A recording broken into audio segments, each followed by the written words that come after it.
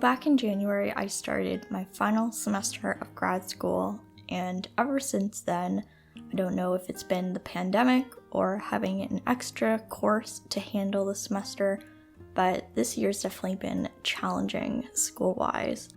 So when I sat down to figure out what I was going to do for my March plan with me, all I knew was I wanted something really simple that would help me get organized for the upcoming month and help decrease my stress and just help me stay relaxed going into March.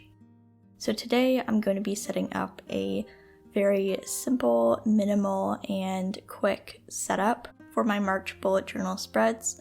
I thought a fun way to save on time while still enjoying myself creatively would be to try using stamps for the very first time.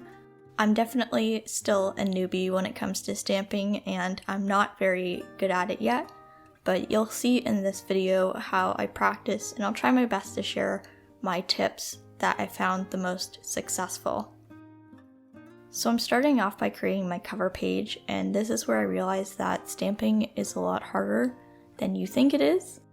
I found it quite difficult to get the entire letter down on the page, and so I figured instead of just trying to recover this cover page, I would just use it as a spot to practice stamping and try to figure out the best way to get the perfect coverage of ink on the paper. So after I experimented a little, I found for me what worked the best was tapping the stamp on the pad a couple times and then making sure when I pressed down that I rotated the stamp. I've actually heard that's not the right way to do it, but I found it was a lot more successful with these rubber stamps for Michaels, so that's what I did. But once I figured out the best method to do this, I went in on the next page to try to make this cover page again, and I just stamped chapter 3 on the right hand page and drew a really simple border with my Tombow Funosuke hard tip pen, and I felt like this was all I really needed to create a title page that I could put my little page marker on so I could easily flip to my setup.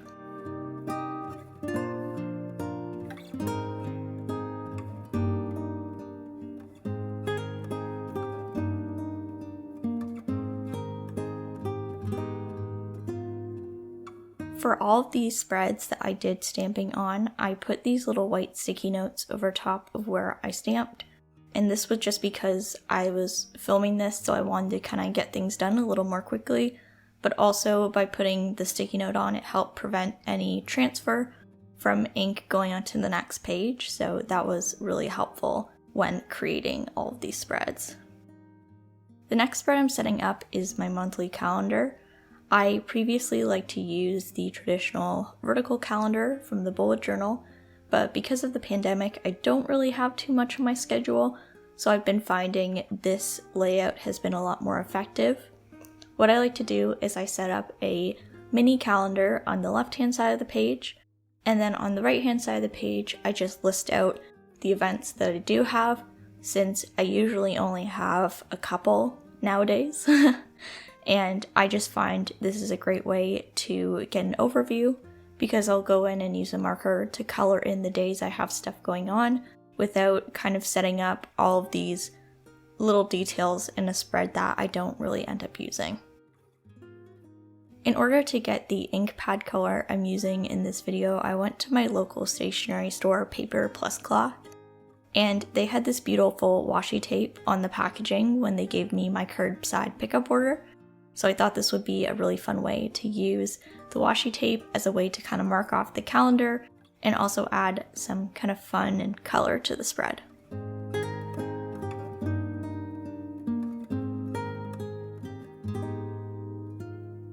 Moving on to the next spread, as I was talking about earlier, with all of the work I have going on, I wanted to make a spread that allowed me to track the projects I have going on and kind of create little mini timelines and plans for when I want to work on all of my projects so I can make sure I am hitting all of the deadlines that I have going on during the month. So to do this, I just created a simple timeline by drawing a line horizontally across the page and then drawing 31 little ticks. I just stamped work in the bottom right corner because I felt that would be much more easy to do than writing timeline or project log, and that was the spread complete.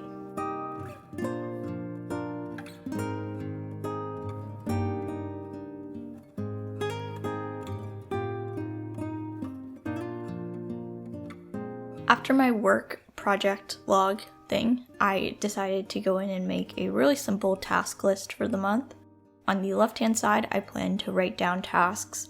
In my personal life, this is stuff like this YouTube channel, as well as things I want to do during the month. And then on the right-hand side, that's where I'm going to write down all of my tasks for university and all of that other school stuff. Some of the personal projects that I want to work on this month are doing a closet inventory. I really like to do these quarterly, and now that winter is kind of starting to end in Canada, it'll be good to kind of take account of what I have in there and put away some of my bulkier fleeces. And I also want to reorganize my stationery now that I've gotten a lot more stamping supplies.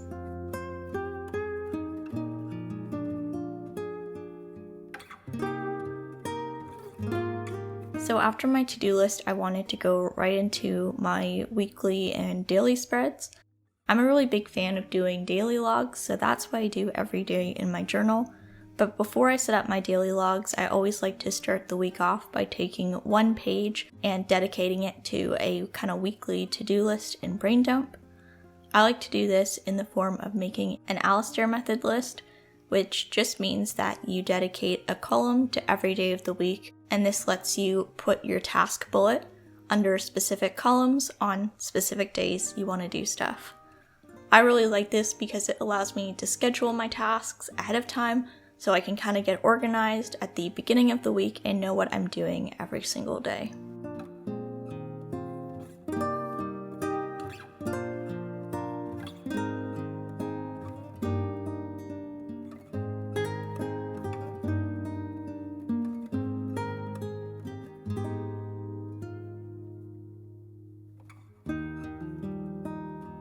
And that is the end of my March bullet journal setup.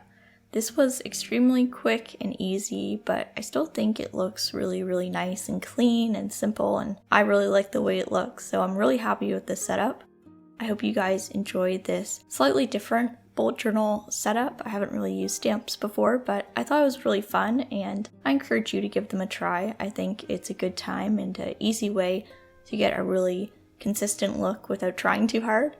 And besides that, thank you so much for watching. I hope you are all doing well, and I will see you all in the next video.